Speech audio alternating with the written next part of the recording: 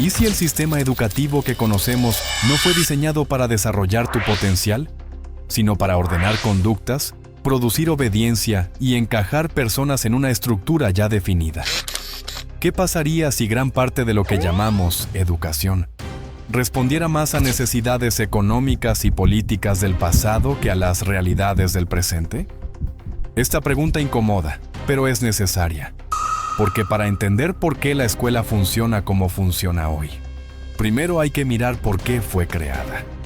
La idea de la escuela como un lugar neutral, pensado para el bienestar del niño y el progreso de la sociedad, es reciente. Durante la mayor parte de la historia humana, no existió la escolarización obligatoria. El conocimiento se transmitía en casa, en gremios, en comunidades, de forma práctica y directa. Aprender significaba observar, repetir, equivocarse y dominar un oficio o una función social concreta. No había aulas con filas, timbres, exámenes estandarizados ni currículos iguales para todos. Eso aparece mucho después, y no por casualidad. El primer sistema educativo moderno, organizado y obligatorio, surge en Prusia, a finales del siglo XVIII y comienzos del XIX. Prusia no buscaba crear artistas libres ni pensadores críticos. Buscaba soldados obedientes, funcionarios eficientes y trabajadores disciplinados. Tras derrotas militares dolorosas, el Estado prusiano entendió que necesitaba una población homogénea, que supiera leer órdenes, respetar jerarquías y cumplir horarios sin cuestionarlos. La escuela se convirtió en una herramienta estratégica del Estado. Aquí aparece un patrón que se repite hasta hoy.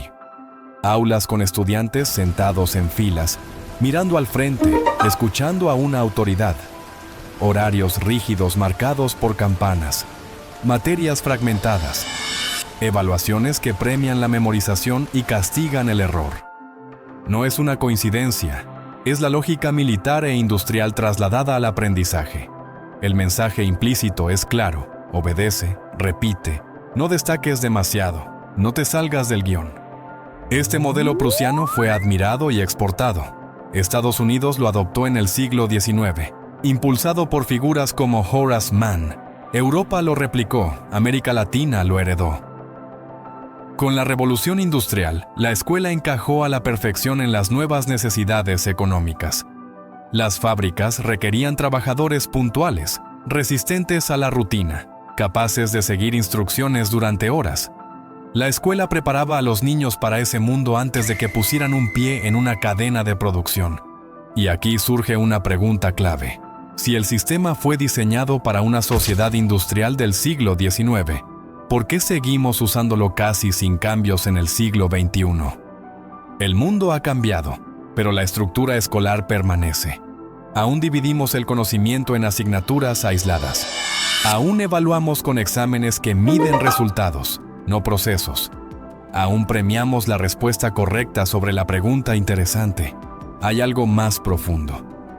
El sistema educativo no solo transmite contenidos, transmite valores y límites invisibles. Enseña qué es importante y qué no. ¿Qué caminos son seguros y cuáles son arriesgados?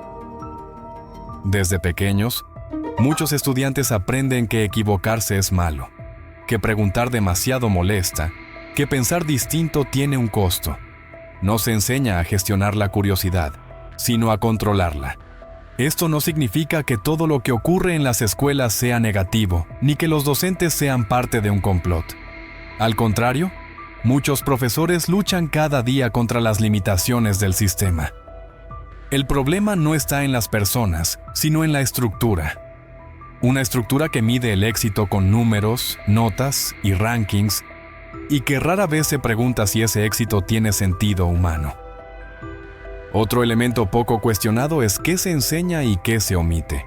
El currículo oficial prioriza ciertos conocimientos útiles para el sistema económico vigente: matemáticas, lengua, ciencias básicas, todo necesario sin duda. Pero se deja en segundo plano el pensamiento crítico profundo, la educación financiera real, la gestión emocional, la comprensión del poder, de la historia desde múltiples miradas, de cómo funcionan las narrativas que moldean nuestra percepción del mundo. No se enseña cómo cuestionar sistemas, sino cómo adaptarse a ellos. Aquí aparece una tensión incómoda, un sistema que educa para pensar, pero dentro de límites bien definidos. Puedes pensar, siempre que no pongas en duda los pilares centrales. Puedes debatir, pero no cambiar las reglas del juego. Y cuando alguien se sale de ese molde, suele ser etiquetado como problemático, distraído o incapaz de adaptarse. Durante el siglo XX, esta estructura se reforzó. La escolarización masiva fue presentada como un gran logro social, y lo fue en muchos aspectos. Reducir el analfabetismo tuvo un impacto enorme, pero al mismo tiempo, la escuela se convirtió en una fábrica de normalidad. Estableció qué es ser inteligente, qué es ser exitoso, qué caminos merecen reconocimiento. Quien no encajaba quedaba rezagado. Un punto crítico es cómo se mide la inteligencia.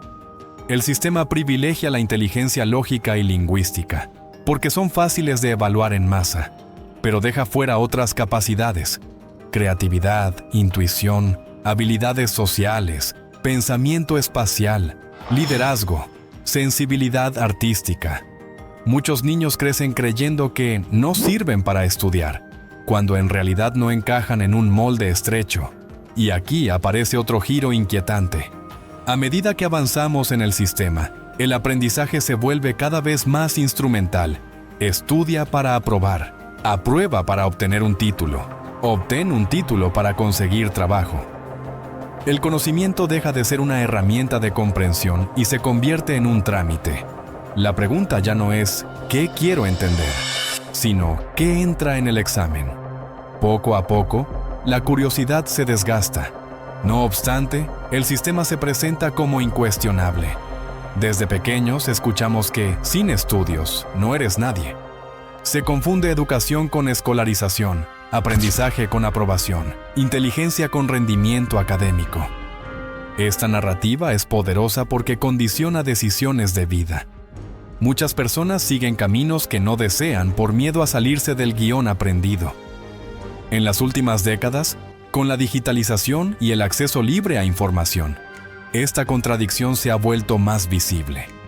Hoy puedes aprender casi cualquier cosa fuera del aula: programar, diseñar, invertir, crear, investigar.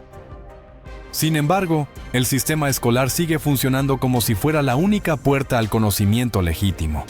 Esa desconexión genera frustración y desinterés, sobre todo en las nuevas generaciones. Algunos defienden que el sistema se está reformando, que se introducen cambios. Y es cierto, hay intentos, pero la estructura base sigue intacta. Horarios rígidos, evaluación estandarizada, currículos centralizados. Cambia el discurso, no el esqueleto. Y cuando el esqueleto no cambia, los problemas se repiten. Entonces surge la pregunta incómoda: si el sistema no está diseñado para despertar conciencias, sino para producir estabilidad, ¿qué ocurre cuando alguien despierta dentro de él? Muchas veces ocurre el choque. El estudiante que cuestiona, que se aburre, que siente que algo no encaja. Ese malestar no siempre se entiende como una señal de lucidez, sino como un problema a corregir. Hablar del engaño del sistema educativo no significa decir que todo es falso, sino reconocer que la narrativa es incompleta. Se nos vendió como un camino hacia la realización personal, cuando en realidad fue concebido como una herramienta de organización social. Eso no lo hace inútil, pero sí exige conciencia.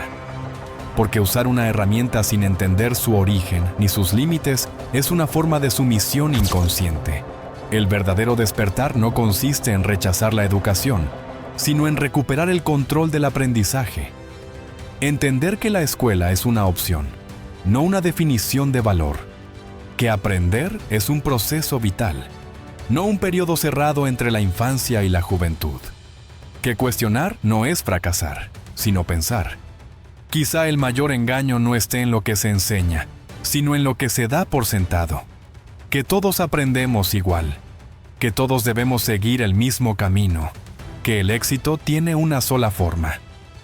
Cuando esas ideas se internalizan, el sistema ya cumplió su función, incluso sin necesidad de imponer nada. Y ahora la pregunta queda abierta, porque no hay una respuesta única. ¿Crees que el sistema educativo necesita una reforma profunda? ¿O piensas que nunca fue diseñado para lo que hoy esperamos de él? Te leo en comentarios. También te invito a suscribirte a mi canal y a activar la campanita para explorar juntos el próximo enigma.